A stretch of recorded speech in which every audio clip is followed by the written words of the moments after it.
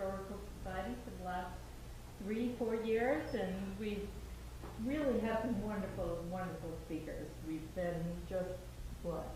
And today we have Liz Warburton, an architectural historian, and honestly, we all wish we were this. This is what we dream about, being this kind of thing. So I'm so glad to welcome Liz from the State Preservation Office, and she will introduce herself in more detail. But welcome to the program. So glad to see you.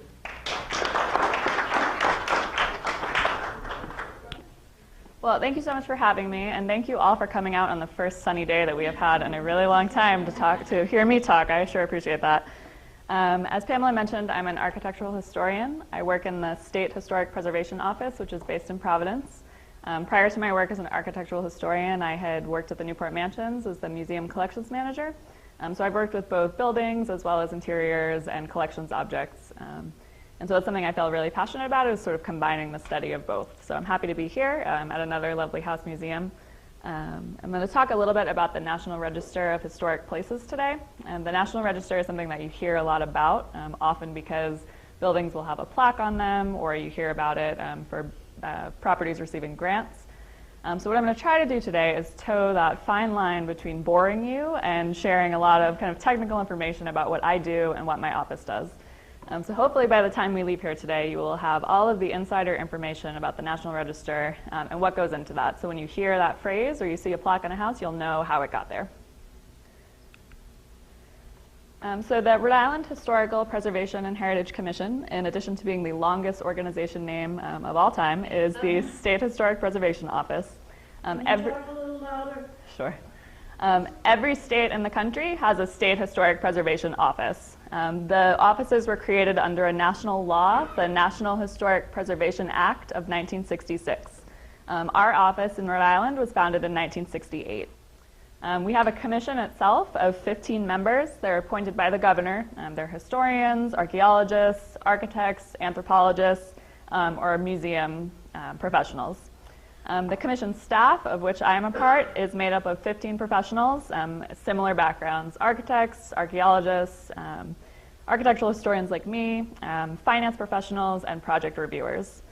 We also have special projects like our conference, which is in Westerly this year, and I will talk about in a little bit more detail at the end.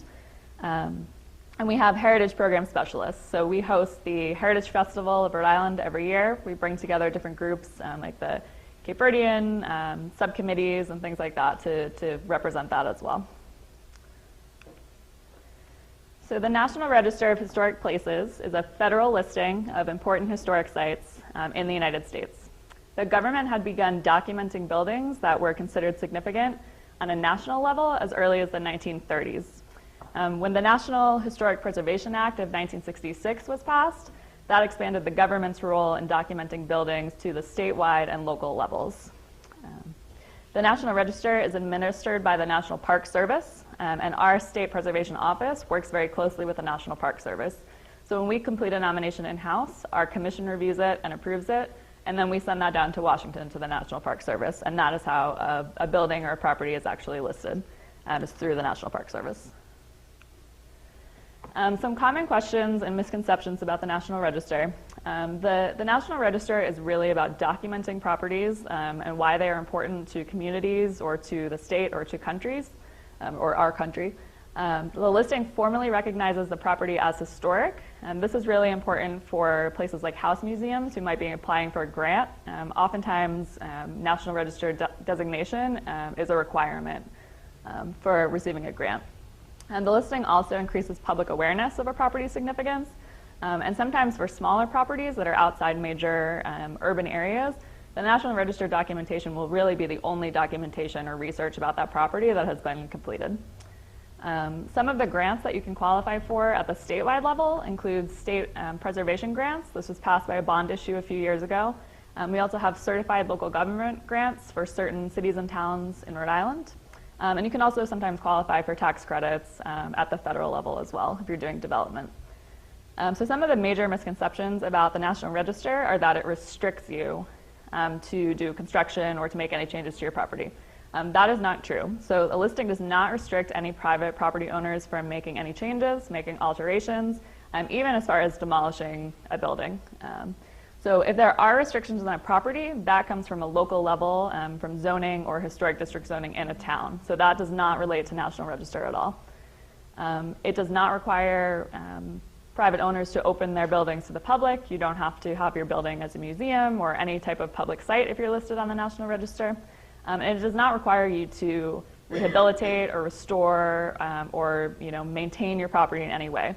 So what would happen if you're a private property owner and you were listed on the National Register, or you were purchased a property that is listed already? If you were to demolish your building, it were to burn down, something were to happen to that, simply what would happen is that it would be delisted from the National Register. That's all. So that's one of the major misconceptions, and you hear people say a lot that I don't want the historic designation because then I won't be able to make changes to my property. So that's actually coming from a local level and not the National Register. So the National Register nomination is in the form of this template here. We use the same form for every nomination, whether it's for an individual property or a larger district as a neighborhood. And what it does is it takes all of the basic information about a property, it puts it in a standard format so that every property you could compare to each other. And it also does it in a way that we're collecting as much information as we can about the location, the address, and the historical significance as well. So the National Register nomination, after it's listed, really becomes sort of the main source of information about a property. So this is the main page of the nomination. It includes the historic and the current name. Something else that people usually find interesting is that if you're researching a property that doesn't have a lot of research already done about it, properties get their names by the first owner that owned the property or the owner that was most involved in the property's history. So as an architectural historian, what we do is when we have a property come in, there's not much about it, we end up giving it its name that will sort of become common knowledge and commonly used. We also include a current address, the ownership type, so not the owner, just the type, whether it's private or publicly owned. Include the acreage and then the coordinates of the property as well.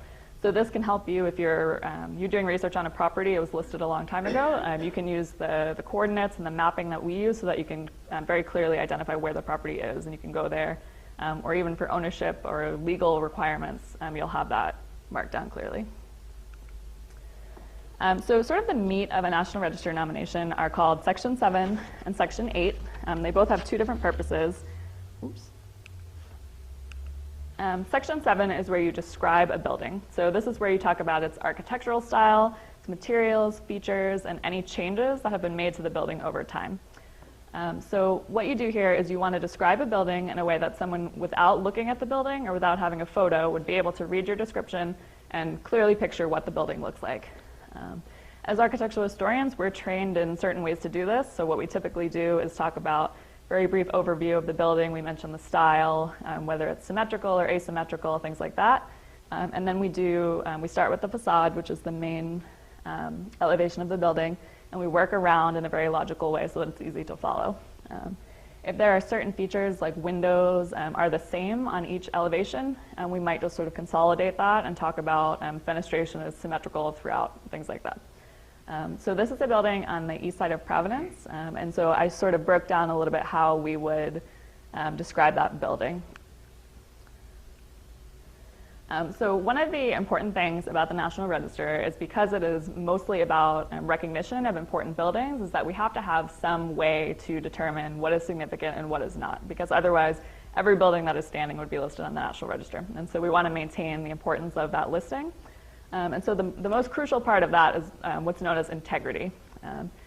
So a building has to have integrity of 7 criteria here. So the location, which can often mean that the building has not been moved, and it can also mean the area around the building has integrity. The original design as it was initially constructed. The setting, that typically means the neighborhood or the area around the property. The materials used, a lot of times you'll see windows replace vinyl siding in place of wood clapboard and things like that. So if there are really extensive changes to a design, we would consider that lacking in integrity. The workmanship is sort of the idea of craftsmanship. Feeling is a little bit more ambiguous, but it's sort of, you can see here in the example I've given that this is a church, and that in the interior, even though it's lacking in its pews and some of its altar, you can still sort of get the feeling that it's a church. And then the association is similar, the church, the religious property. So this example that I've given is a building that we had a lot of debate about in our office, and I wanted to share it with you to see what you thought. So you can see on the left, this is St. Teresa's Catholic Church in Olneyville in Providence. So you have a brick building. You can see that it's missing its rose stained glass window, it's missing its main doors, but overall seems to be fairly intact. But what we discovered when researching this building was that this design was actually a second campaign that was completed about 50 years after the building was built. So this building, believe it or not, was initially a wood frame gable roof church, and then kind of a new church was almost constructed around it like a new skin. So when you go up into the eaves of this building, you can still see the original church inside. You can climb through the eaves and there are some murals, and there are pieces of the fabric of the original church, but you can't see them when you're just in the main sanctuary area. So then you can also see that of the new design, it's missing some of its important pieces, and on the interior, it's missing its pews, its altar. You can't see it there, but it's also missing its stained glass windows. So we had a lot of debate about this, and where we landed was that we decided to consider the new design as if it were the original building. So the original wood frame church is so much obscured that we just decided to disregard that part of it, consider this new campaign as an original building, and then to look at integrity there. So where we landed, still a little bit up in the air, was that because it's lacking its stained glass, particularly that round rose window in the center, and it's lacking most of its interior furniture, which would be attached to the building. So it's a little bit different than a house museum, having furniture that moves around, but a pew is really an architectural piece of furniture. So where we landed on this one is that we are not sure that this is eligible because of the integrity issue. So you can sort of think about describing the building, and the design might be important, but it doesn't quite have all of its pieces that are really important to tell that story. So in section 7 is where you describe the building. That's more of a technical description, and you don't really talk too much about how the architecture itself is significant. But in section 8 is where you write a historical narrative, and you talk about why the architecture you've just described is significant, and you also talk about the social history of the property so that you can understand in a greater context about why a property is important. So one of my favorite buildings in the state is the Elms, which is one of the Newport mansions.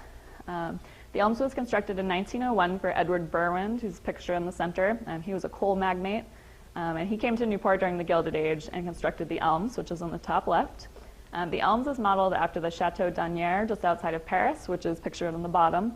So you can see that he has historical models for his design, kind of placing himself in this important European aristocracy.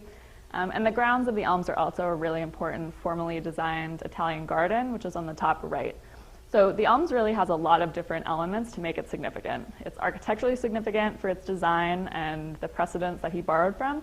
It also has a design landscape, which is an important part of the property and ties the grounds into the building.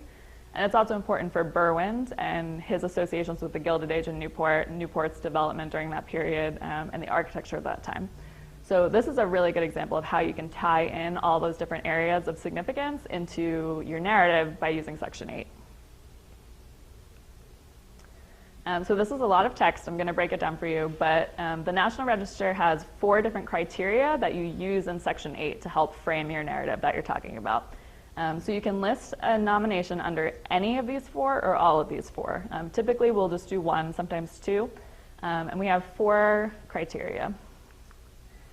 So criterion A is considered the broad patterns of history. So that seems very vague, but oftentimes we will list mill complexes or industrial buildings in Rhode Island is a really important one. And the broad pattern of history there is the importance of manufacturing to the development of Rhode Island, so especially textile manufacturing. And a really good example of that is Touro Synagogue in Newport, the category of religion. So Touro Synagogue is a National Historic Landmark, and it's important because of the development of religious freedom and the Jewish tradition in Rhode Island. So it's a representative example that's important to the whole country. And another classic example of criterion A being used is the Slater Mill in Pawtucket. It's one of the first National Historic Landmarks that was ever listed, and it represents industry and invention across the country, but also Rhode Island. It's one of the first and best examples sort of industrial development in the United States. Criterion B is not used quite as much as some of the others. I think that probably A and C are the most often used. Criterion B is properties that are related to the lives of persons significant in our past. A good example in Rhode Island is the Gilbert Stuart birthplace in North Kingstown. So Gilbert Stuart painted the famous portrait of George Washington that's used on the dollar bill. So this property is associated with Gilbert Stuart and his artistic tradition, but also as a rural kind of working farm or homestead in Rhode Island, which is fairly rare as well. So Criterion C is probably the one that is used most often, and that represents architecture. So buildings that represent the characteristics of a type, which means a style, or a period of time, or a method of construction. And they can also represent the work of a master. So the Elms is a good example that I just gave about the work of a master, very high style architecture, architect designed buildings. So it doesn't always have to be an architect designed building or something that's really an outstanding example of a style to be listed under Criterion C. But a vernacular building or any type really does have to represent the characteristics of a style and sort of represent the time period. So I gave a few examples. The Isaac Bell House, bottom left in Newport, is listed as both the work of a master from McKim, Mead & White. They also designed the Rhode Island State House and many important buildings across the state. And it's also one of the first buildings that's considered to be in the shingle style that McKim, Mead & White helped to pioneer. The bottom center is the Fleur de Lis studio in Providence. It's owned by the Providence Art Club now and is still used as an artist studio. This is a really incredible building if you've never seen it. It's on Thomas Street in Providence.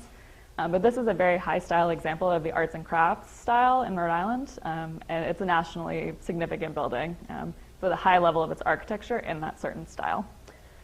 And then a more vernacular example is the South Central Falls Historic District. This represents sort of vernacular housing from the 1850s to the 1920s, and it's just an example of how the National Register isn't always about sort of like the high style, really excellent examples of certain buildings, but it also represents how architecture can help to tell a story and a social history as well. So there are two recently listed examples in Westerly that were listed under Criterion C. And I'm sure that you all know more about these properties than I do. My colleague prepared the nominations for them. Ram Point was a summer home that was built by a Baltimore doctor. It's on Watch Hill Road, and it's in the Colonial Revival style. It's a good example of that style. So it's listed under Criterion C for architecture. And then also the Perry Homestead Historic District between Margin and Beach Streets. It's a cluster of residences, including some 19th century buildings that were constructed by the Perry family, who were instrumental in the development of Westerly into the 20th century. So these are two recently listed examples. And you can actually read the nominations on our website. I can give you a link to that as well.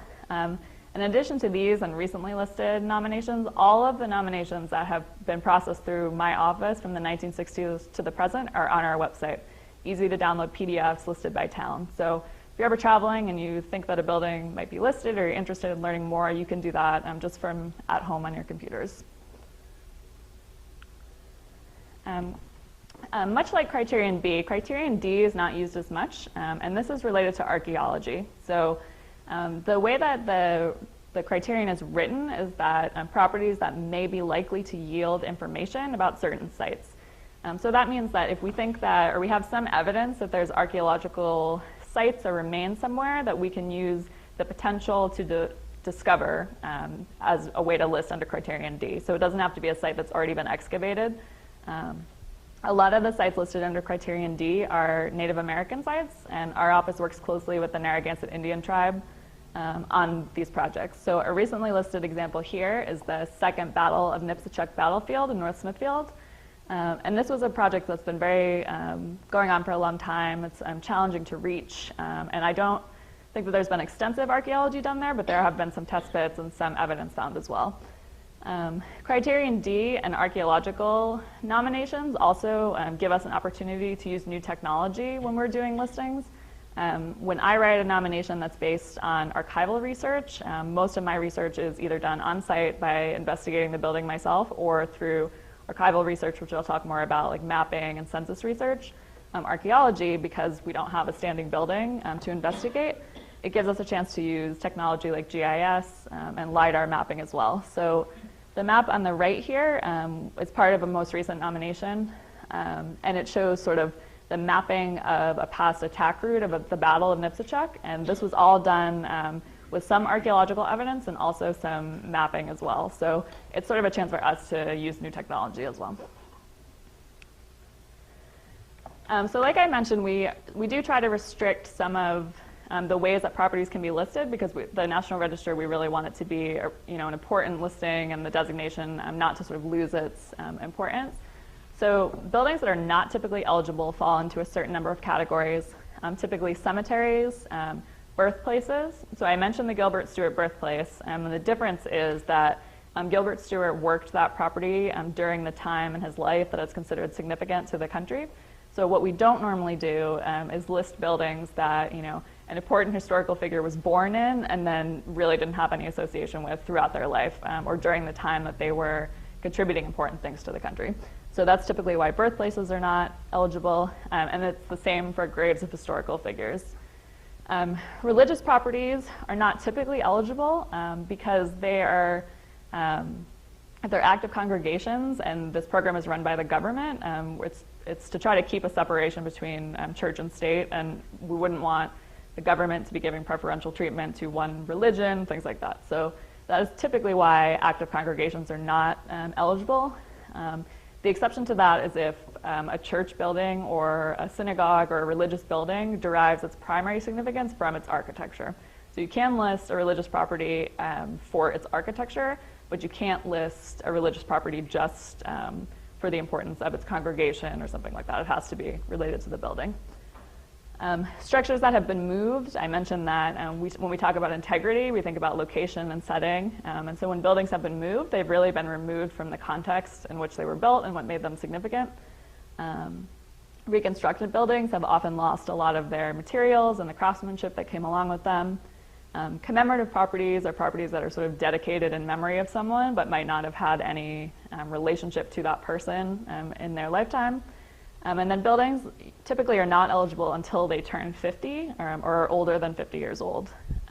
There are always exceptions to the criteria considerations. And two examples are the West Side Diner in Providence. So obviously a diner is meant to move, and that is a structure or a building that has been moved from its original location.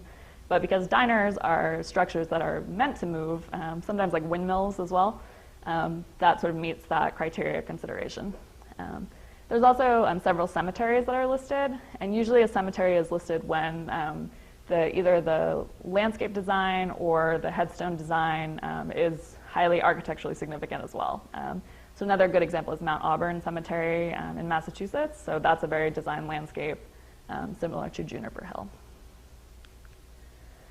So I want to talk in a little bit more detail about the 50-year rule and buildings turning 50 years old. So typically when a building turns 50 years old, it's considered to be sort of a building of the past, and it doesn't have as much of the kind of, we have more of a historical memory with that building. So buildings that are less than 50 years old are considered part of the recent past, and they can be listed only if they are of exceptional importance. So typically, if there's a building that people are architecturally interested in and are interested in listing, they would wait until that building turns 50 years old. But I wanted to give an example of how that rule can be very challenging. So this is the Fogarty Building in downtown Providence. It was built in 1967, so it's just turned 50 in 2017. And unfortunately, the building was located within the downtown district, but because the building was not 50 years old when the district was listed, it was not included as contributing. So that designation does have an impact when it comes to downtown development and things like that. So it doesn't restrict, but sometimes the local regulation may say that if the building is not listed on the register, that it might not have similar protections. So what happened with the poor Fogarty Building is that, as the Providence Journal said, it is too old to be hip and too young to be venerated, and the building is currently right now in the process of being demolished. So this building was constructed by Castellucci, Galli, and Planca architects, and it was the best example of the brutalist style in downtown Providence.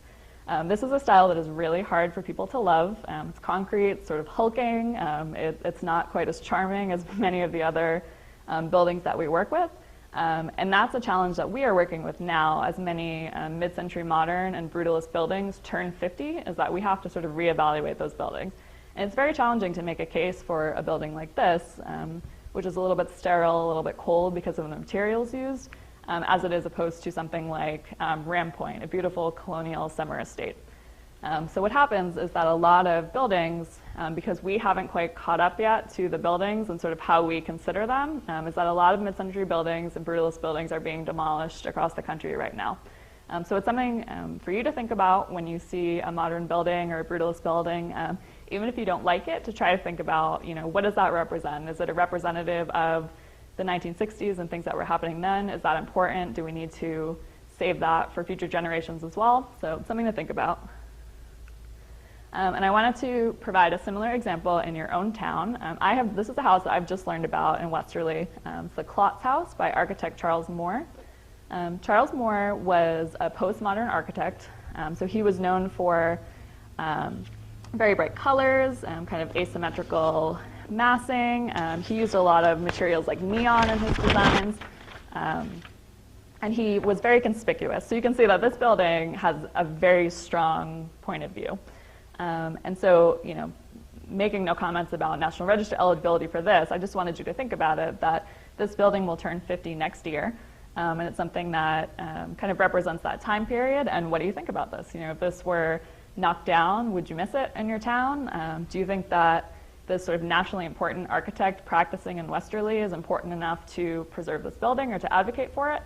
And so it's something to think about. I had not seen this building before I started preparing for our conference. And so we have actually just added 2 tours of this building to our conference. So if you're interested in that, you can check it out inside as well.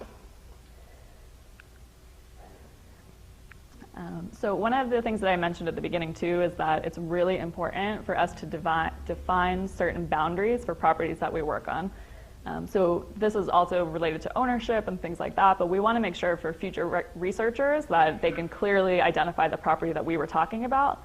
And also if you're working in something like a farmstead or a property with a lot of land, if you really clearly define the boundaries that you're working on and then things change around that in the future, you have a clear idea of what the property was historically and what it was at the time of listing.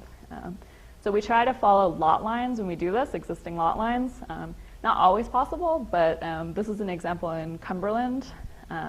We followed the lot line, and when we wrote the verbal boundary description, we just copied the lot line that already exists. So if a property does not conform with existing lots, we can draw a line, we can draw a box around it, and we're actually able to use Google Earth to do this now. When I was in graduate school and we were learning to do this, we had to use kind of USGS maps and kind of like pencils and paper, and we had this kind of crazy scale that we had to use, and it was a very involved process to get our coordinates and to do this. But now in Google Earth, we're actually able to just go in and draw a line, and it defines all the coordinates for you, which is really, really great. So it's something you can try too when you're playing around with Google Earth. So in addition to the building description and the narrative historical description of a property, as well as the legal requirements for the boundaries and things like that, we can also include additional documentation in a nomination. It's very important to include representative photography with captions. So when we do that, we include especially the direction that the photographer has taken the photo. We'll usually include a map right where the photographer was standing and what they are shooting at, so that when you are studying a building, you can either retake that building or you have clear documentation of where they were if something were to change in the future. We also include sketch maps for districts or complex buildings. So if we have a mill, a large mill is what we would consider a complex building, and we can document in each portion of that building, which may be hard to capture in one photograph. Because the nomination becomes oftentimes the primary source of information about a property, we also include a bibliography of sources that we use to prepare the nomination so that people can reference that, and we have more of a bibliography about that property for other researchers. You can also include images or documents that may make the case for significance. So this circular to the right is for the Rhode Island water wheel. I'm going to talk about this property in a little bit more detail, but this circular that we found very late in the nomination process really helped us illustrate the prominence of Otis Angell, who was the property owner, and contributions that he made to Rhode Island industry. So we had hypotheses, we had theories, but finding something like this really helped us make the case, and including it would help other researchers in the future build upon that. So I have 3 short case studies of projects that I've worked on recently and how archival research and different strategies have helped us find out about the building. I'm sure that you were all researchers as well, and that I thought that some of these kind of creative ways that we went about our research might help you in your own research. So this is a James Hilton bleachery, which is located in North Providence. You can see that it's a vernacular, very small mill building. It's sort of set into the bank there. There's a river that runs alongside it. And the property, we didn't know too much about it. Really all we had was this map on the bottom left. So we knew it was a bleachery, that was about it. We found records of James Hilton and some of the city directories. That's a really good source of information. And then this is the property that we found that circular for in the last slide. So what we found in that document was a testimonial from James Hilton talking about how Otis Angel's water wheel helped him produce so much, bleached waste for the bleachery, and we were able to really piece together a narrative from that. So we sort of knew, like, okay, it's an industrial building, it's related to textiles, we know in general that that's important to Rhode Island, but this isn't like a great building, the windows have been replaced, how do we make a case for this being important? And it was using archival research and being able to build that case was what allowed us to do that. So this building, the Swedish Free Congregational Church in Providence, is a building that you have probably driven by on Route 95 North. It sits just in the shadow of the Catholic Cathedral, which you can see sort of over its roof line there. This building was something that came into us. The property owners reached out to us and were interested in being listed. We started looking at it, and in looking at the style, I said, something just doesn't seem right about this. The scale is off, the steeple is too small, it's just out of scale to the building. I couldn't find any information about this building at all. So I had a map. I knew it was called the Swedish Free Congregational Church. Couldn't really find much else. So what I did was I translated Swedish Free Congregational Church into Swedish, and I did some searches that way, and I searched the Brown Library Catalog in Swedish, and I found a book that was written about Swedish churches in Rhode Island, completely in Swedish, and it had a lot of images in it. So it was a long day of typing into Google Translate to find out what it said. But we found this image on the top left here. And so we were able to compare a historical image to the existing image. And you can see that almost the entire design of the building has changed. So this is another integrity issue. So you can see that it's lost sort of its turret. The window placement is about the same, but the door has been moved. It sort of lost its nice little roof overhang there. So we kind of went from a very modest stick-style building into this kind of like brick, almost no-style, mid-century modern-ish building. So this was ultimately determined to be ineligible because of those integrity issues that I mentioned earlier. But this is a really good example of how doing all of that research initially, even if a building isn't eligible for the register, is important because we didn't know anything about this building at all, and we now have that on file. So it's important for, if we have another Swedish church come in that might be eligible, we already have that background there, and same as if someone is researching this building. So this is one of my favorites. This is another building that's a little hard to love. So this was the Geodesic Dome in Warwick. It's just near T.F. Green Airport. So this was actually put out by Castellucci, Galli, and Planca, the same architects who did the Fogarty building that I mentioned. But the dome itself is a Buckminster Fuller design. So Buckminster Fuller designed these geodesic domes, and there was sort of this movement after World War II, especially in the 50s, about how living in a geodesic dome was the most efficient way to live. They were really easy to construct, they were prefabricated, so they would basically come in a kit and you could just assemble them anywhere. You would have to work with a local architect to either create the piers, like what we had in Warwick, or to develop a full building around it, like in Oklahoma or Texas. So this came to us about a year ago. As you know, the airport is working on expanding, and this geodesic dome and this adjacent kind of maintenance garage was sort of in the way of development. So there was a car dealership that was looking to move in to work with the airport, wanted to demolish this property, and this came across my desk, and so I said, oh, wait a minute, I know about this. This is Buckminster Fuller. This is a really rare example. A lot of other domes just like this are listed on the register. And so I brought this to my supervisors, and they said, oh, yeah, we looked at that 15 years ago. It's just a metal shed. We don't care about that at all. So I said, hold on. So we did a little bit of research, and we figured out that this design is identical to a lot of the other designs across the country. So they're very rare to find now. And ours in Warwick was the same as the very first one that was put up in Honolulu. And Honolulu was also just sort of like an open shell. They used it as a performance venue. We used it to park snowplows. But this was actually recently disassembled. So the dome itself was disassembled, taken down, and I believe has been either purchased or donated to a private owner who was really interested in Buckminster Fuller. So he has it somewhere. And the piers are still standing. I've been calling it Domehenge. But this is an example of a very rare type of building, mid-century. It just sort of, you can see 1961, it sort of wasn't considered the last time this was looked at because of its age. But that's a really precarious time for a building just before it turns 50, because it's easy to dismiss it because it's not old enough. But if you do that, when it does come of age, it can either have been altered or demolished or taken down, like in this case. So as you see buildings from the late 50s and the 60s starting to come of age, like keep that in mind, whether you would want to lose that building in the next 10, 20 years or so. And actually, this is interesting as well, because I've noticed as I've traveled that there are a lot of these domes near airports. So I'm not sure what the connection to that is, but when we were flying into Los Angeles recently, there's one there, as well as Charlotte recently. And so unfortunately, Warwick has sort of lost its dome by the airport. So a big part of the National Register is photography. And I think that as we are all architecture lovers, that I thought that I would share some of my tips for National Register photography that might help you in your own research or photography. So the goal of taking a photo of a building is to document and record it as it stands. So a lot of times you'll see buildings, especially taller buildings, people will take a photo and they'll sort of chop off half the building. So what you want to do is try to step back or to move yourself in a way that you can get the entire building into a representative photo and then take other photos of details or certain elevations. So the three-quarter view is what is pictured on the photo here, and that's a really important part of building photography for us. So when you take a picture of a building, a lot of times you'll be tempted to just shoot straight at the facade or a different elevation. But when you move yourself over and you shoot your camera at the corner of a building, you're able to get two elevations in at once. And this gives you a better sense of the style of the building, the setting as well, and sort of how each elevation relates to each other. So it's called the three-quarter view, and it's always something that's good to practice and keep in mind.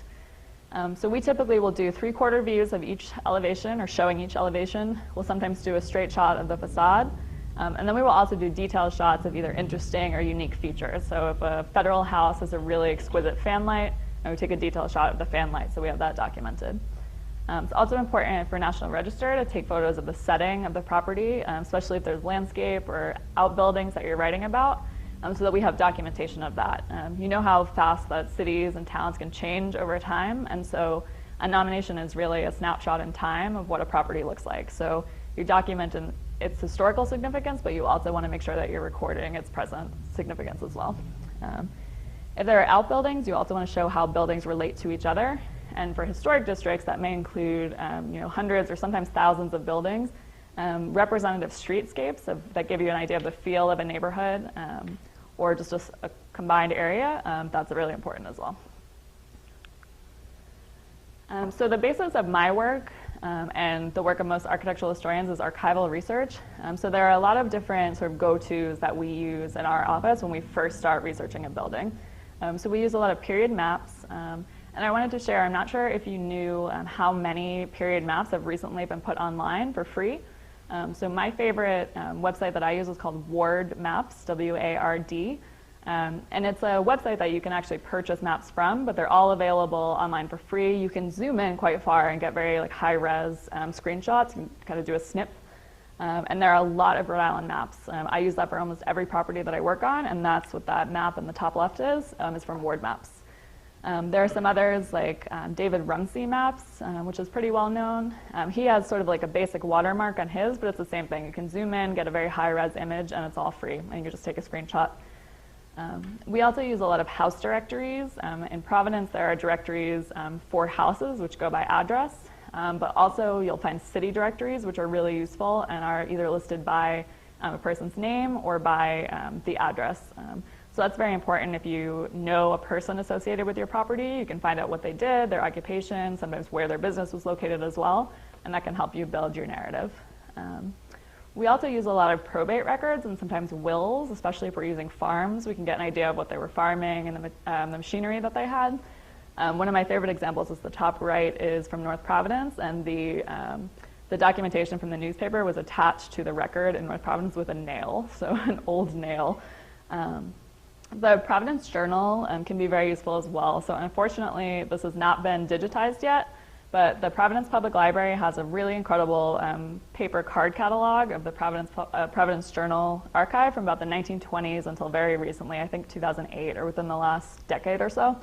So they have a very, very excellent card catalog by subject and by name, by city. You can search things in a variety of ways, and they have everything is available on microfilm. So it could be a little bit more of a pain other than some of the things that you can reach online, but it's an excellent card catalog, and they have a dedicated librarian for the Rhode Island collection as well. So if you're researching a property, even out in Westerly, you should check that too. And then, of course, we use census records. Those are also available online a lot now too.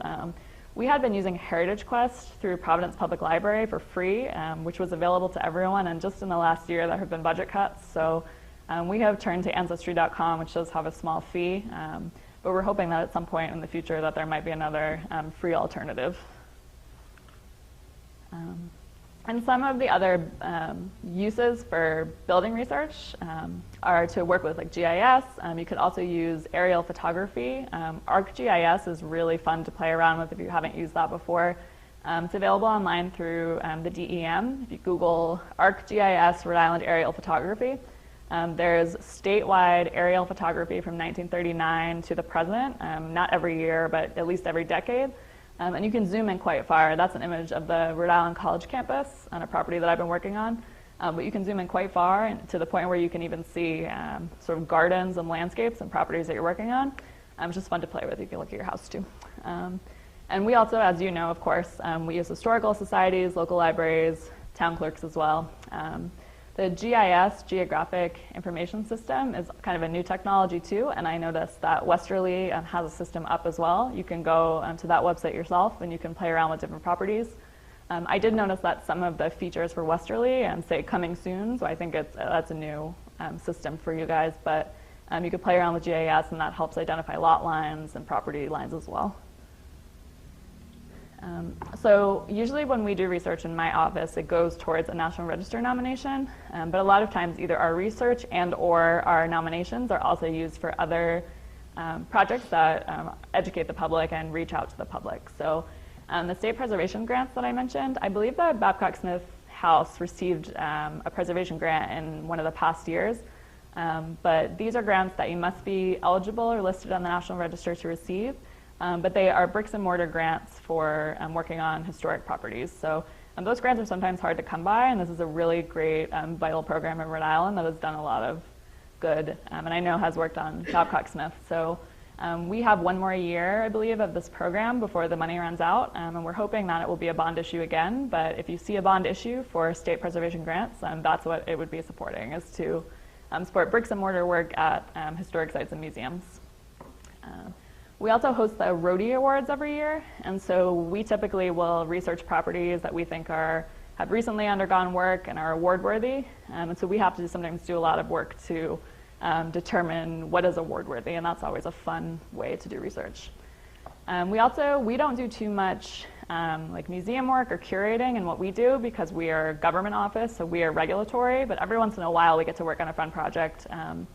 We have actually just transferred the Eisenhower House in Newport to DEM, but last year before that happened, we did some research about President Eisenhower and his time living in that house as president and the president in Newport. So that was another kind of more historical-based research than architecture, but it was kind of another example of what we do. So I really wanted to mention that our conference is coming up at the end of the month. It's going to be in Westerly, Watch Hill, and Charlestown. We are so excited, and we've had a lot of really good feedback. The registration is open now. We're doing full online registration this year. I brought some of the cards, which I think are over on the table there, for you with the web address. So you can register, you can make any changes to your registration online on that website. A lot of our tours have sold out, but we have added some new slots. I know that the Bay Street walking tour, we just added some new slots to on Friday. And we've also just added 2 tours of the Klotz House, that postmodern Charles Moore house I showed you. That house is actually on the market for sale right now, and so the Mott and Chase realtors are going to be leading 2 tours of that house. So I would encourage you to pop in there if you haven't seen it. I think I may as well. And the topic this year is the economics of historic preservation. So with our tours, we're going to try to tie in our tours and lectures to that topic and talk about how important historic preservation is to the economy of Rhode Island and to growing the economy of the country as well. We have Donovan Ripkema as our keynote speaker. He's a really well-known preservationist who always speaks about economic importance, and we are looking forward to having him. And I hope that I will see all of you there and that we will have a nice sunny day for that as well.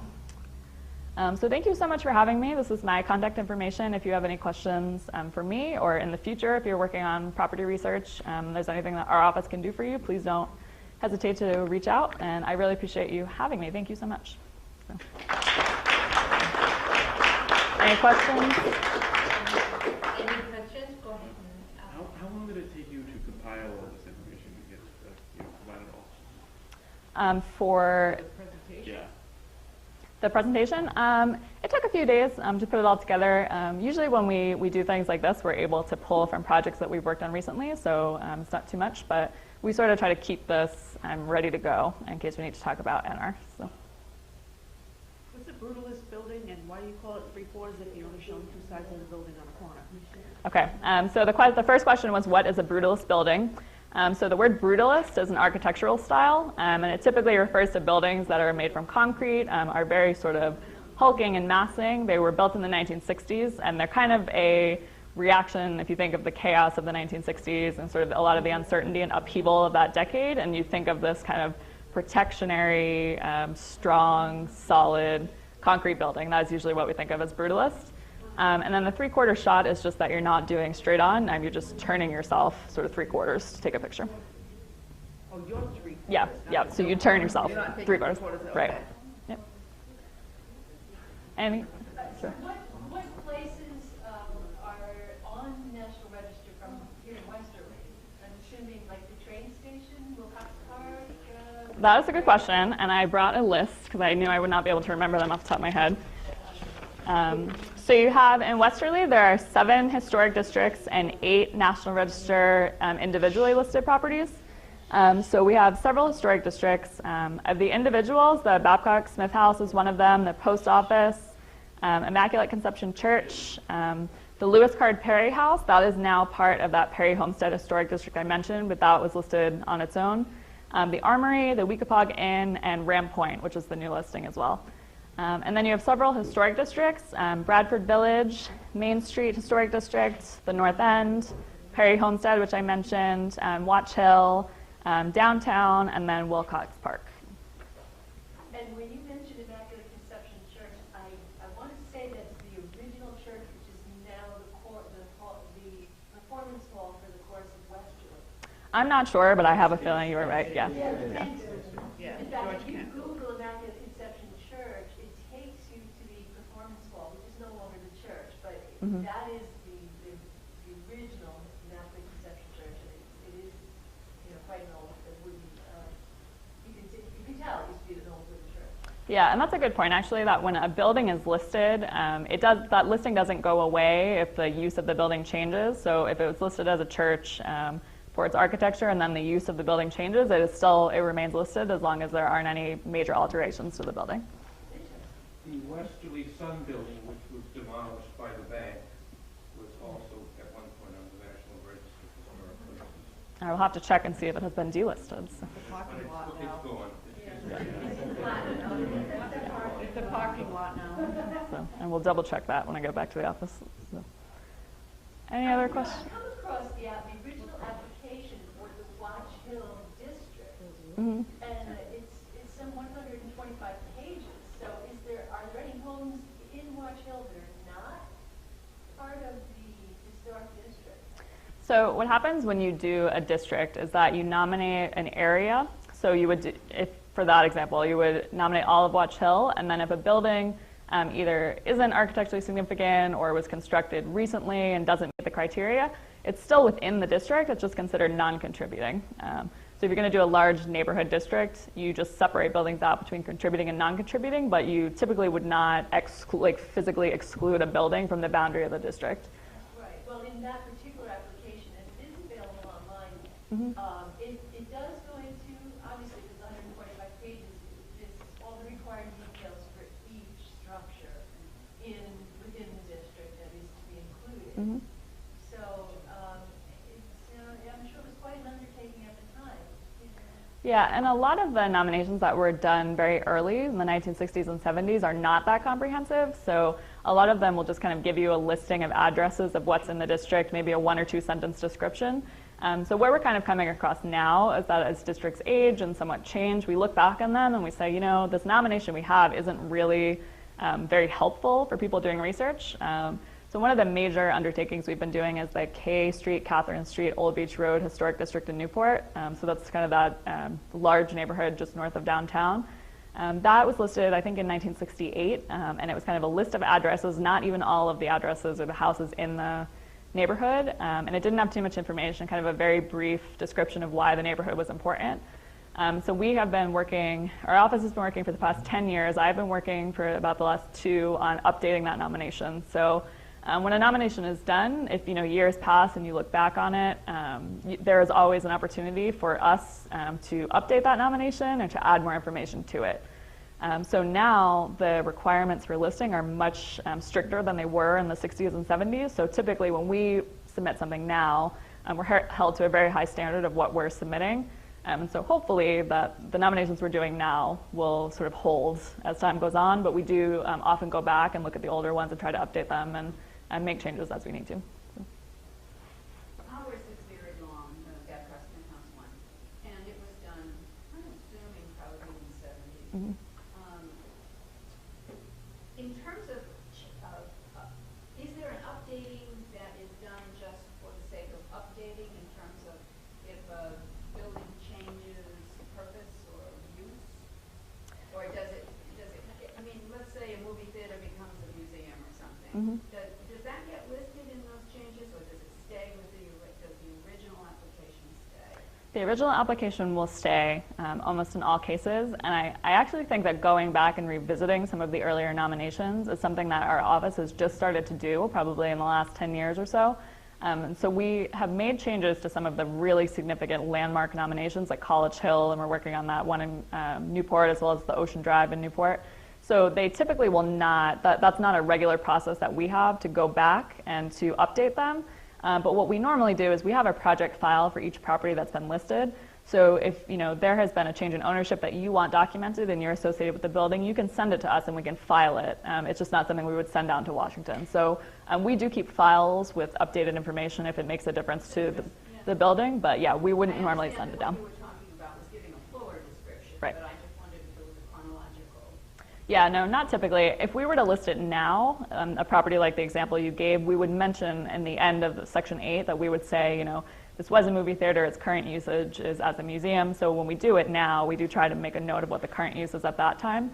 Yeah, and so the nominations are all dated, and you can sort of piece that together. But we don't typically, we won't typically send it down to Washington for a change like that, but we can always file it in our files in the state. Sure. I just have a couple of interesting facts about that Clark's house, the Mhm. contemporary house. So see if I can go back. I was a friend of the Clark's at the time the house was built, and 2 fun things. When Charles Moore was the head of architecture at the Yale School of Architecture at the time that he designed the house, and he brought a whole bunch of Yale architecture students up to build the fireplace and the chimney, which was fun. I visited when that was happening. The other interesting thing is the dining room is a spectacular octagonal room that's 3 stories high, and Charles Moore built the dining room table, which is also octagonal with pie shapes of different woods in it, and he built that table for Paul and Nancy Clark.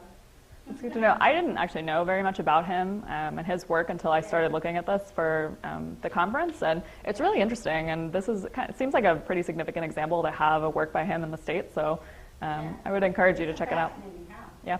Yes, if you had bad knees, you'd have a hard time because there's a lot of stairs.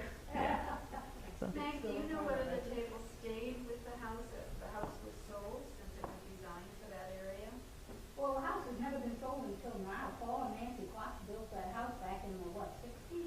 So And are they, Nancy's got it on the market now. are they meeting the table? Do you think? I would it was imagine. designed- I don't know where else we would possibly. I'll go back and check the listing photos. It's online. You can look. Yeah. I'm amazed that so much of the research is left up to the professionals who work for the commission. You would think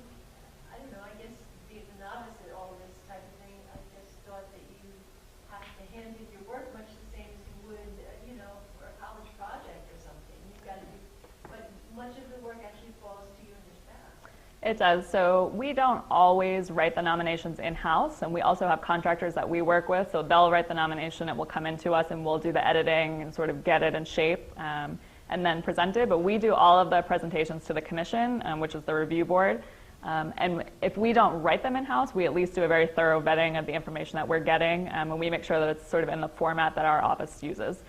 So you always have the option to write your own listing and to submit it. But what we found is that because we have a very sort of technical and standard way that we do it, that it's easier for us to kind of piece it together ourselves than it is to take a nomination that's been written and sort of work that into what we need.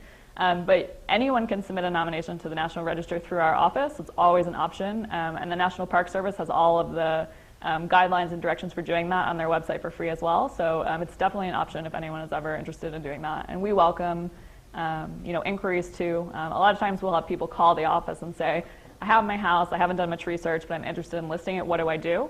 And we can work with them as well. We'll determine whether it's eligible first, and then we can either recommend a contractor if they want to take a stab at it, they are welcome to, or we can work on it in-house as well. So. Well, that's the good news about what you do and why the commission is so valuable, is that people can just begin at square one and almost turn it over to, as you say, the professionals, and then it'll develop into nomination. Yeah, and it's always fun too when we get calls from property owners or even sort of house museums and people reaching out to us. I think a lot of times people really love their building and they're really excellent at the research and they have it all, but they're just not sure the way to compile it to sort of finish the process. And so that's what we're there for. And we always really enjoy those relationships that we build too in doing that. Is there a fee? No. The question was, is there a fee? And there's not a fee. Thanks again. Thank you so much. I had a feeling there'd be a few people, but yeah. Sure, whenever you're ready to start, I think we can get going.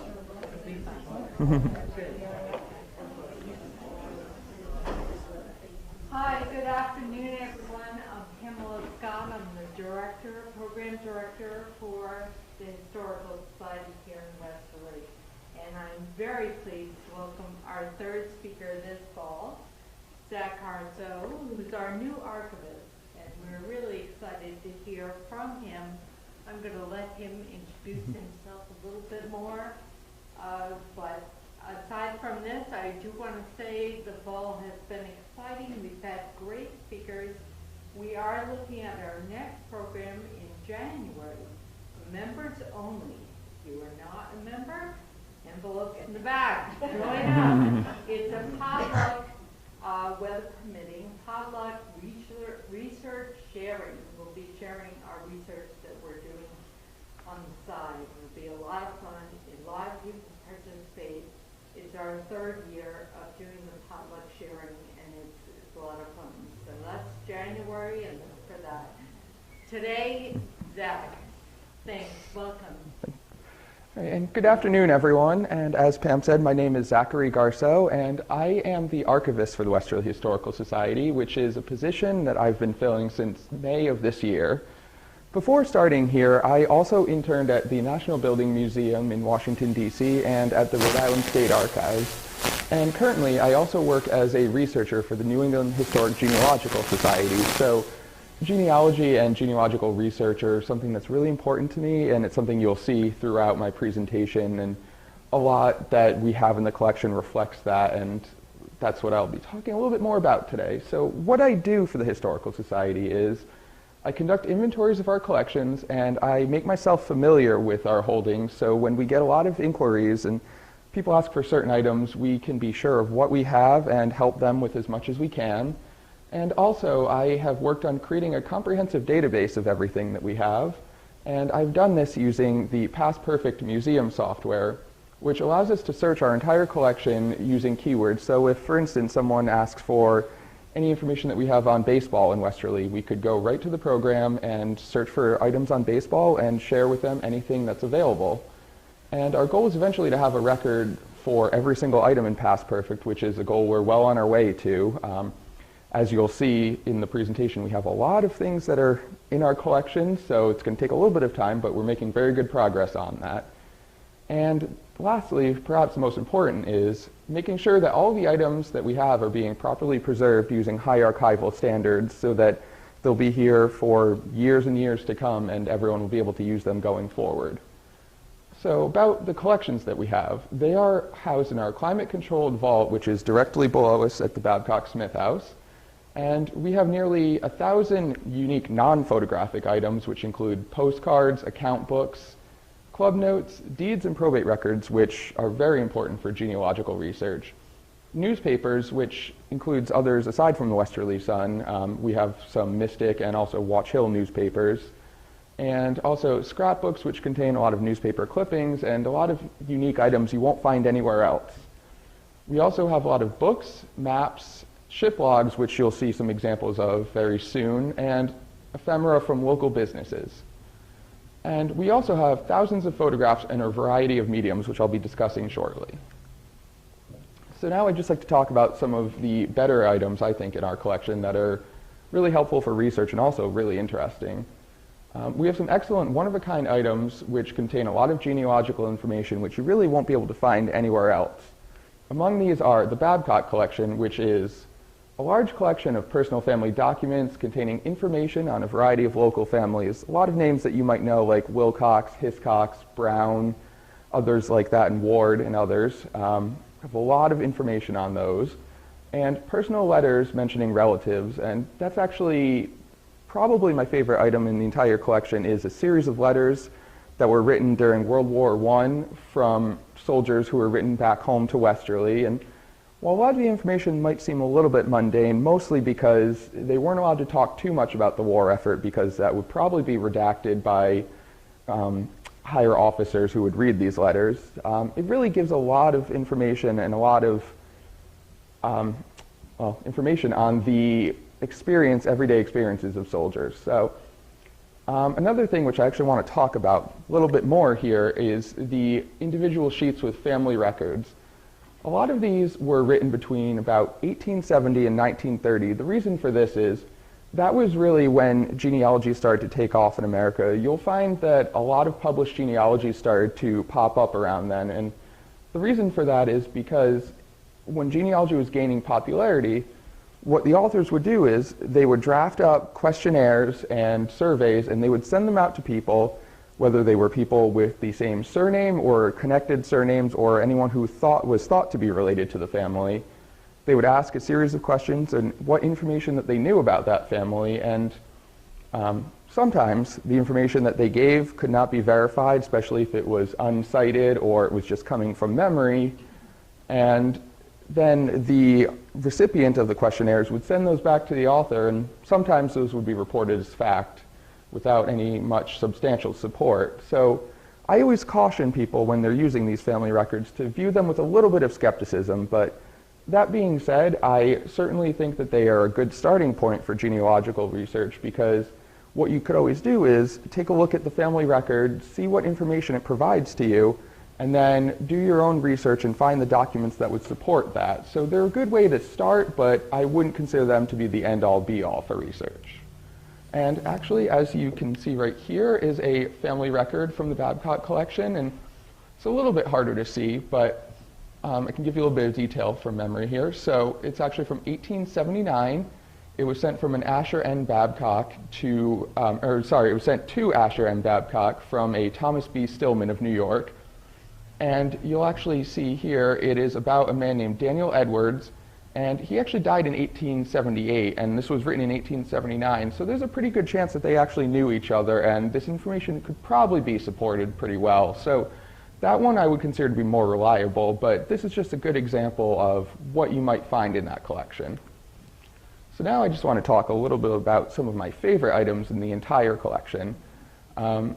One of which is, actually two of which, are two documents which are signed by two different United States presidents. And we also have some mathematics school books which are dating back to 1764, and the others are from 1817 and 1827. Also, as an avid postcard collector myself, I am really interested in the collection of postcards that we have here, and account books and day books from local firms and businesses and also individuals, and the Watch Hill Lighthouse Keepers journals. And actually, I'd just like to ask, Can anyone take a guess as to who the 2 U.S. presidents whose signatures we have here are? Anyone? Yes, that's one of them. Anyone else? No. Anything? George Washington? Close, but it's close. No, a little bit before that. So, no, actually, sorry. Jumped the gun a little bit, but so the first one is Thomas Jefferson. It's 1806, and it is a charter for the brig Harlequin, and you can actually see his signature right there. And the other one is James Madison, and that's from 1811, and that's right there. And that's for a charter for the brig Freeman. Now, actually, we have 2 signatures by James Madison because he also signed the 1806 document, but that's when he was Secretary of State and not President, so that was before that. And then some of the mathematics books, which are really interesting in that they show the different lesson plans and how math was taught then, and it differs significantly from how it is today. So I think it's really fascinating to look at these and just see how lesson plans might have evolved over time. So some of those are really fascinating. And now some of the postcards, and these are some of my favorites. And if you actually look, you can tell that all of these are from the same place. These are from Bay Street and Watch Hill, and some of them even you can tell are from the same angle. So it's really, really important to look at them and notice how the landscape has changed, showing the same view over time. And you can even tell that the 2 on the right here have telephone poles, whereas the 2 on the left do not. So that can actually give you a pretty good indication of around the time period as to when those might have been done. And also this one on the bottom, as you can tell, it's a photograph. It looks to be more recent than the other 3. And now what we have are some of the Watch Hill Light Station keepers' logs, and those you can tell a lot of the time it was just recorded as to the weather conditions and also the time when that was recorded. And you can also see the signatures of all the keepers there. And then we have the firm of Stanton and Brown, their daybook from 1793. Now, some people might not realize that these daybooks could be really important for genealogical research because, say, for example, you have an ancestor, they show up in the 1790 census, but they don't show up in the 1800 census. So you can surmise that they very well may have died between 1790 and 1800, but we don't know exactly when.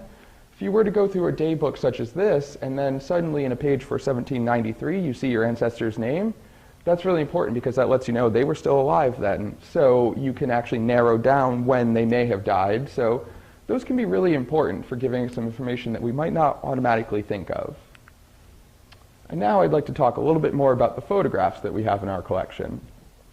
So in our collections, we have several large photograph collections, including the Burke collection, the Westerly Sun glass plates, and the Ed N. Burdick collection. And the photographs exist in several different mediums, including glass plate negatives. And actually, I'd just like to point out now that when you are working with the glass plate negatives, it's important to wear the white cotton gloves, which my wife lovingly refers to as my Mickey Mouse gloves. And I'm sure you can tell why. So the glass plate negatives you can see right here they come in a variety of sizes, and they're negatives in the fact that what should be light is dark and what should be dark is light. And this one, if we actually hold it correctly, is from 1886, and that's from Stonington. So we have many hundreds of those actually. And also the glass slides, which this is difficult to see, but I'll actually have an example in just a moment. But this is actually a colored glass slide, which are a little bit more rare, but they're very interesting. And the stereogram cards, which are these cards which you may have seen before, they're 2 duplicate images, and how they would work is you would put them in here and you would use them and you would put it right up to your face, and it would actually kind of give a 3D effect because it's the same image twice, and the way that you'd be looking at it would give it an effect as if it's a 3D image. We have a lot of those, and a lot of those are famous destinations and also vacation spots over time. So those are really interesting. And also, this is extremely hard to see in this light, but a tintype, which is when the photographic negative would be pressed onto a piece of metal and it would give you an image like this one right here. And of course, a somewhat more recent type would be the Kodak slides, which I'm sure many people will remember are the ones that you would put in a slide projector, the little cardboard slides. So we have a few collections of those as well. And actually, here's an example, it's not the same one, but a very similar one to the one I just held up of the colored glass slide. So you can actually see the colors really come out well. And we have quite a few of those. And then another thing that we do, which is a large part of what we do here, is responding to inquiries. So the inquiries we respond to are just general questions and also providing image reproductions and photocopies on request. So since taking over in May, I have received, and I actually have 13 here, but over the last few days I've taken a few more, so it's probably closer to 15 inquiries about our collections, and we have accepted 3 different donated collections, which include menus from local restaurants, previously unseen photos of the hurricane of 1938, and photo albums and portraits of prominent local individuals and families. And now I just want to talk about the different types of inquiries we get. There's 3 major types. The first is genealogical, which is, what information do you have on my family? Or also, do you have a record of my ancestor's birth or death? Or where did my ancestor live? And that's usually more specific, like what house was it or what was their address? We also get a lot of questions about buildings, such as who lived in the, say, Stillman building in 1890? Or where was Wilson's dry goods store in 1906, for example? And probably the most popular inquiry we get is about photographs, which is, do you have any images of my ancestor? Do you have any photos of my ancestor's house? Or do you have any photos of an event such as a shipwreck that occurred in 1888? And actually, so you would think that because we are a town historical society, we might get a lot of inquiries that are simply from the area, which is generally true, but I think it's really important to show that we get inquiries as far as Minnesota, Washington, California, and Texas. We pretty much are getting them from every corner of the country. So the impact that Westerly's history has had on people from throughout the country is really quite large when looking at it on a map like this. And that's just since January of this year. And what I'd like to talk about now is preserving your own collections, because I know that there's probably several people here who have things in their home that they've thought about possibly using preservation techniques before and think that really should be stored properly. So, I'm sorry, actually, whoever is near the lights, if we could, thank you so much. So actually, I just want to show very quickly, whenever possible, I would highly recommend using archival boxes. They come in a variety of colors, but they're generally going to look like this, and they come in pretty much every size you can imagine. These are very important for properly storing items, and especially documents and photos. Also, you certainly would want to try to store items in a neutral environment, because heat tends to accelerate deterioration of documents, but also humidity is very important. If there's too high of humidity, it really can accelerate or lead to mold growth, and that's something that's very difficult to get rid of and can be very harmful to documents. And low humidity will actually make them more brittle and easily destroyed. So you really want to try to find a balance as well as possible. I would definitely recommend using a dehumidifier. And also, sorry, just one moment.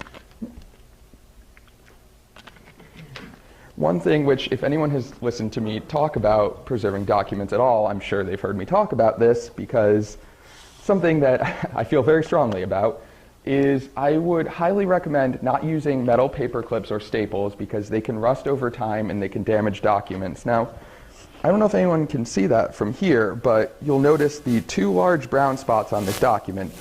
That is because before it came to us, it was held together by metal staples, which, very similar to these ones here, are completely rusted, and that's just from over time, and that can't be fixed. That's going to be there for a very long time, and that just can lead to a lot of damage to documents, which is pretty irreversible, so I always recommend that people avoid that whenever they can.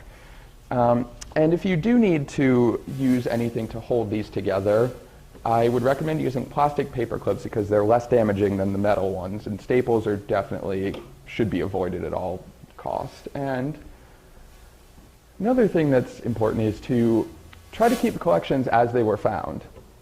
Because you need to remember that somebody in the past arranged those items exactly the way that they are and the way that they were given to us, and there's a reason for that. We may not know what that reason is, but there is a reason that these items were stored exactly as they were. So if you're able to keep them that way and they're arranged as they originally were, that's generally pretty important and something that I would highly recommend. And as I mentioned earlier, the white cotton gloves are very important when dealing with photographs and glass plates or sensitive documents because it can avoid fingerprints and any kind of contamination, and it'll help prolong the life of the documents. And once you get fingerprints on some of the glass plates, especially the more sensitive ones, very hard to get off and very difficult to take care of. So I would recommend the gloves. And now I'd actually just like to open it up and ask if anybody has any questions, either about our holdings or about preserving your own collections, or any other questions? Yes, Sam? I'm interested to know how we came to be in possession of the Watchdale Light records when they have their own museum. And the president of the Lighthouse would love to know that too. And, well, to be quite honest, I am actually unsure of how we came into that possession. That was before I had started here. That's an item that I just was able to, when processing all of our collections, came across. I'm not sure how we... Yes. think we're going to get to that. Yes, I don't quite know how that happened, but Well, I'm glad yes. actually you have them, because the museum is a little chilly right now. So they're probably in a better location, but Yes. we'd like to see them. Okay, If sure. I have Dwight Brown, Chris Dwight, Mhm. goes back a long way in our Yes. archives and knows him intimately, so Mhm. he might have an idea. He might I have a an idea. question about Yes. the stereo Mm-hmm. Yes. unit, because as I Mhm. was talking to you before the talk, we actually have one of those Mhm. from my husband's family with personal photographs. Mm-hmm. And you recommend an archival box with a photograph? Yes. Obviously not posted. What do you write your notes on? And how do you attach notes to collections? Well, for what we do here, using the Past Perfect software, we would assign every single one, including every single card in time eventually, would have a number, and we'd keep a record of that, and then you could just search by number. But for somebody who would be doing it on their own, I would possibly recommend the same method in a way, assigning it a number and maybe recording those notes elsewhere, and whether it be on a computer or even handwritten. Are you putting a pencil mark on the back?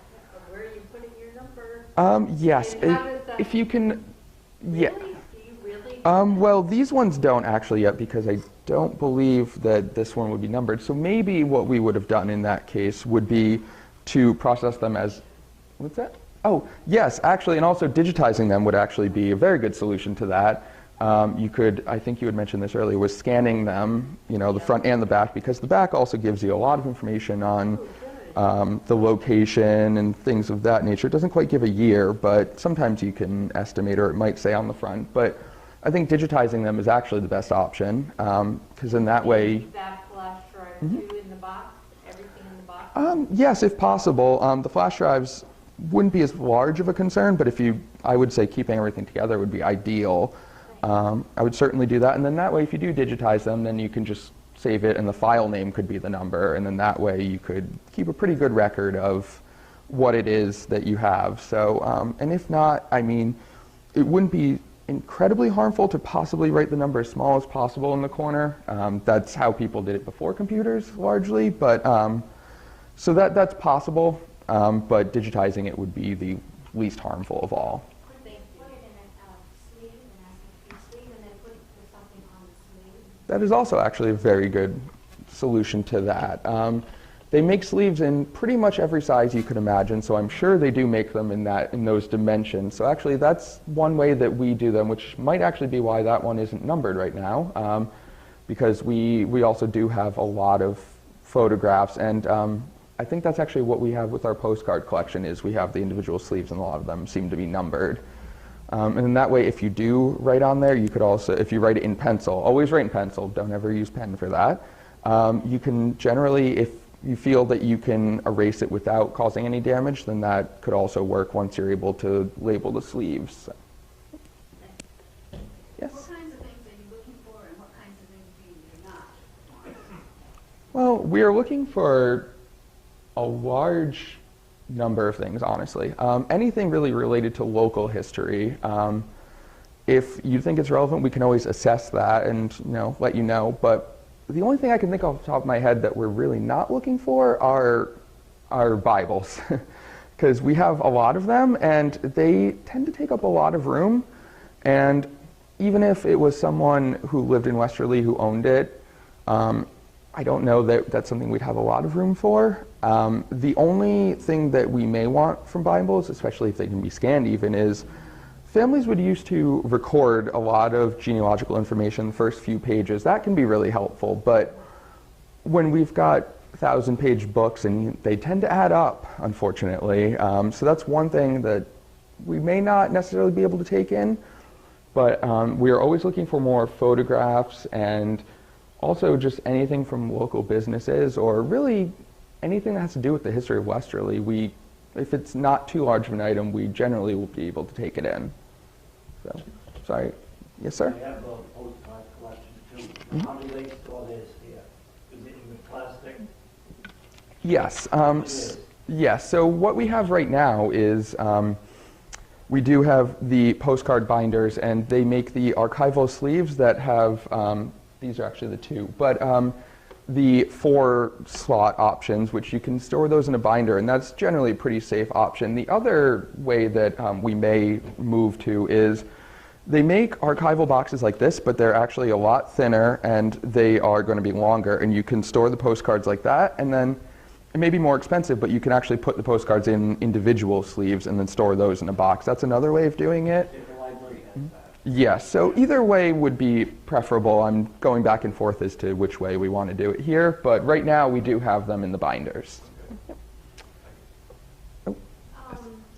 I'm from the Cornican Todd Historical Society, Yes. and we were given at one point a whole lot of receipts and information about some of the inns. We had old inns, Okay. and they were stored in a garage. Oh. All right, and they're not. I don't know. I have right now. I just put them in a bin and covered it because I don't know if they have mold. I don't know anything about. How do I go about deciding what to do with these in terms of keeping? Because they've got a lot of good information. Yes. But I don't know if it's safe to bring them out. If you can bring them in an environment that, like I said, it's not too humid, and the temperature can kind of be regulated, even inside a house would be preferable to a garage, for sure. What I would recommend is, I don't have them with me, but we have what we call the manuscript boxes, which are a little taller than this and a little bit wider, and they open from the top. And how we have our local business records in there is, we have folders which are of this size, actually, and we kind of have them sorted. We actually have a few folders of local business information and then put those inside of the manuscript box. And that's probably the easiest way to sort them, and especially... Mice have gotten into them and all that. I mean, That could be, unfortunately. would it be best not to take them out at all and not have them out? No. I just don't know. I don't want to throw them away. Oh, well, I mean, certainly if they're in a condition which they're only going to get worse if they're being stored outside or in a environment which would be harmful to them, I would certainly recommend trying to get them into an environment that would facilitate them staying in as good of condition as they are. If they're not in a great environment right now, I definitely wouldn't recommend keeping them there if you can avoid that. If you're able to, like I said, get them in a manuscript box, that would be okay. But even if it was something like this box, and if you can get acid-free paper, which is generally pretty cost-effective, and put that between as many items as you can, that way in a box like this, and then that way at least that'll stop any kind of deterioration or at least slow it down that's been going on. So if at all possible, I would definitely recommend moving them in some way. Even if there is damage to it, the damage could get worse if it's kept the way that it is currently. So I would certainly recommend doing anything you could with that. I'm sorry, Ed, you had a question? I was just going to mention that some of the folks who have been long-time members might recall that we've got something over 100 historic local postcards on DVD, and we're selling those. We probably don't have too many of them left, but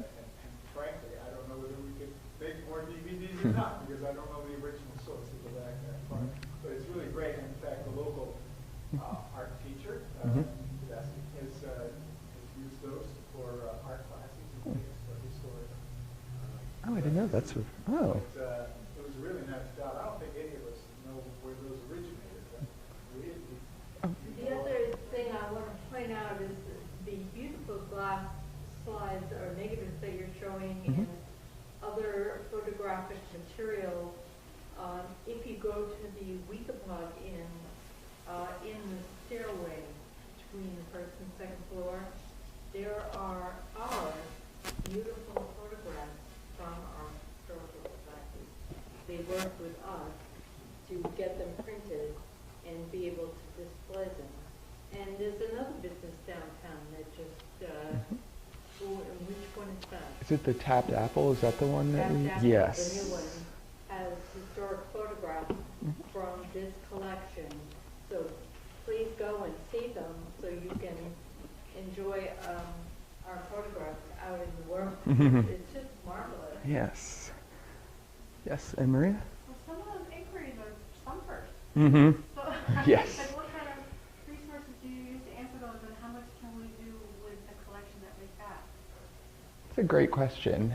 So we have gotten some questions where they'll be very broad in the sense that, you know, it's, do you have any information on my family? And a lot of it is just knowing around what time period they may have been in Westerly and they were living, because we have some scrapbooks, which is actually one that I solved in a way where they asked, what do you have on my family? And it was a Pendleton family, which it wasn't one of the more well-known branches of that family, actually. And I was actually able to find in one of our scrapbooks, just because I knew that the author was a Pendleton, and they were from around the time period when his mother, or I guess it would probably be an aunt in that case, would have probably had died. So I just kind of went through that book and I found an obituary, which I don't think they had seen. But there's a lot of cases where there might be just knowing what it is that we have, and if it's a more broad collection, we can maybe take as much time as is reasonable in a lot of ways and go through that and hopefully have some luck with that. I usually ask people when they do make inquiries, if at all they can, is to give us as much information as possible as far as dates, names, anything like that. Now, that's actually becoming a lot easier now that we have Past Perfect and that's up and running, because I'm going through every single document, and any name that's mentioned, I'm putting in the keyword searches. So now if somebody says, do you have any record of this person, we can hopefully go through and search, and any record that they're referenced in, we'll be able to pull out and do and take a look at. So that's something that's going to take a little bit of time, but it'll, in the long run, save us a lot of time. So,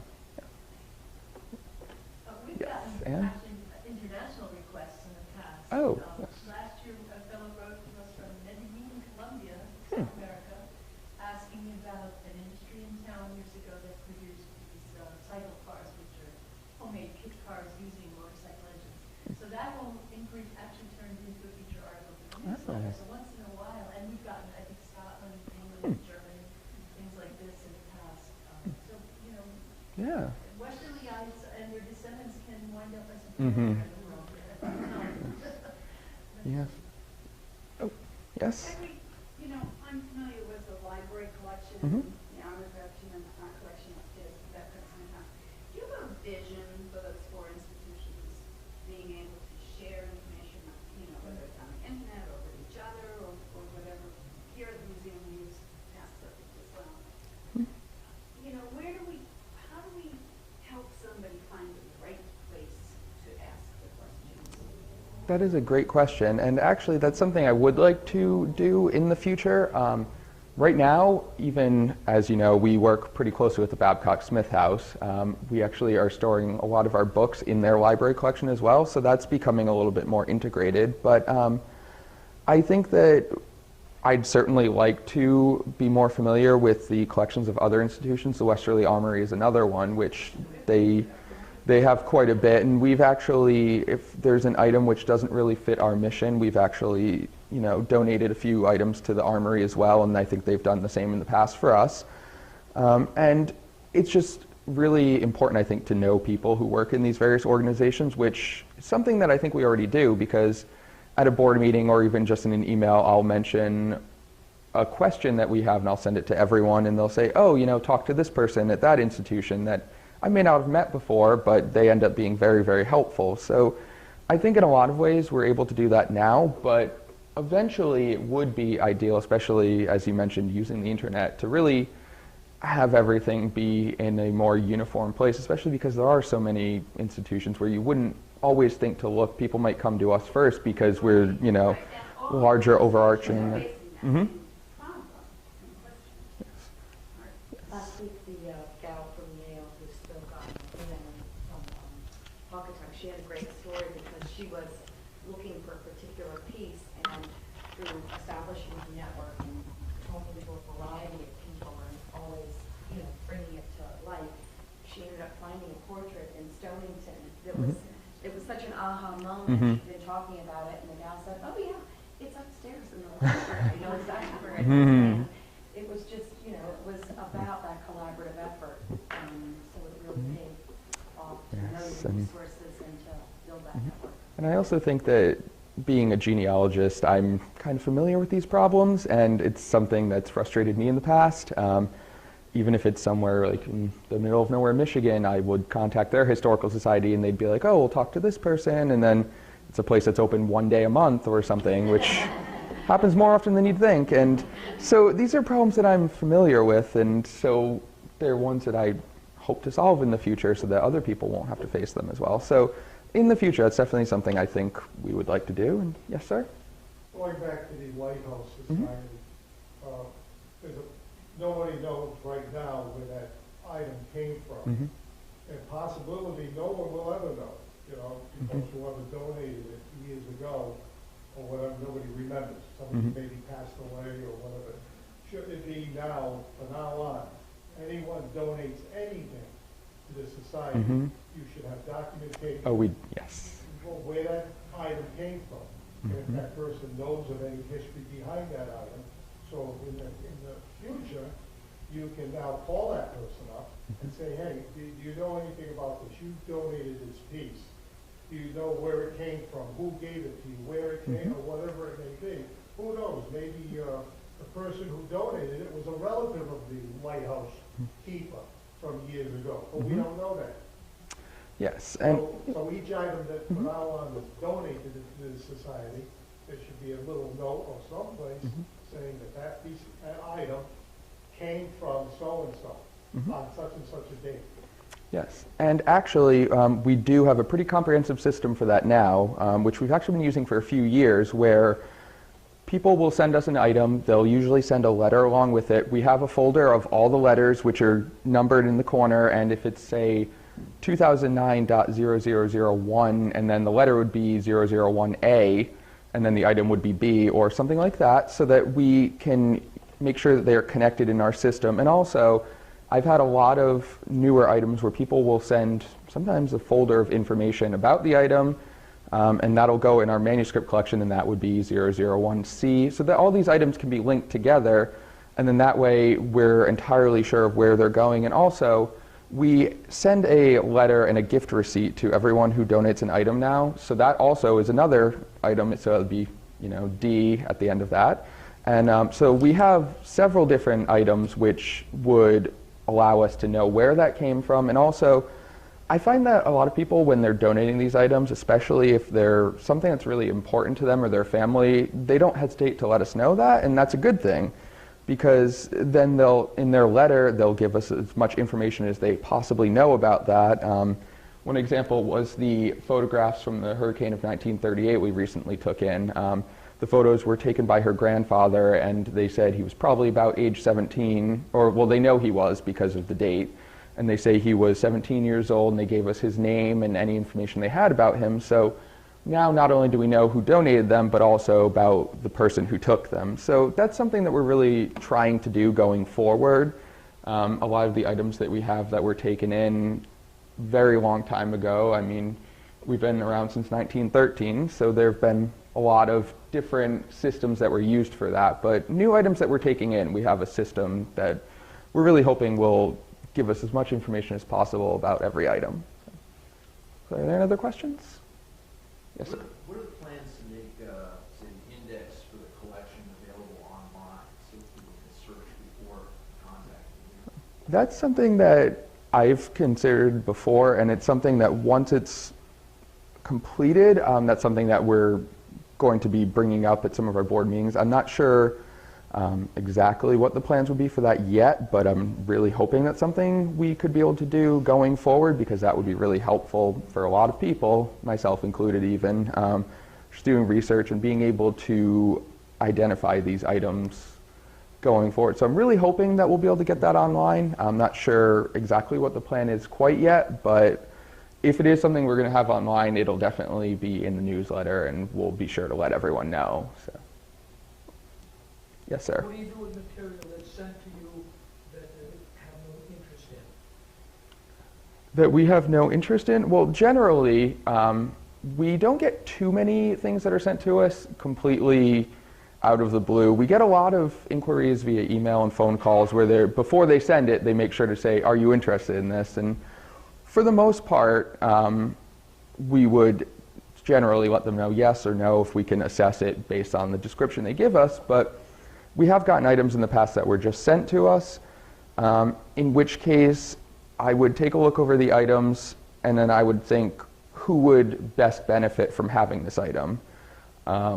And if it's something that just doesn't really fit our mission, I would definitely inquire with other institutions and say, do you want this item? Do you think this would fit better in your collection? And generally they would say, yes, we'd like that. And from there, we can kind of exchange it for them or send it over to them. And that way we know it's going to a place that people would expect to find it, and also that really fits with what they're trying to say to the public. So, yes. Are you familiar with anyone that can help us get some old maps restored? They've been put away for a long time, and where they're creased, they're falling apart, and the paper is falling at the edges, but they are maps of Flanagan Drive that we want to save. We don't quite know who to go to in trying to fix them up somehow. I personally don't know of anyone who would, yes. We had a speaker from Charter Oak Okay, Scanning. perfect. And Charter Oak Scanning. And I'm not sure what they can do to your originals, but once they have it scanned in, they can certainly clean it up and get it back to a digital format. It's a Charter Oak, like the credit union, it's Charter Oak Scanning. Are they, The Velvet Mill. yeah, I was going to say, are they in the Velvet Mill? Yes. I'm sorry, what was that? Oh. Yes. Oh. Yes, I don't remember, but. Mm-hmm. Oh, okay. Excellent. Mm-hmm.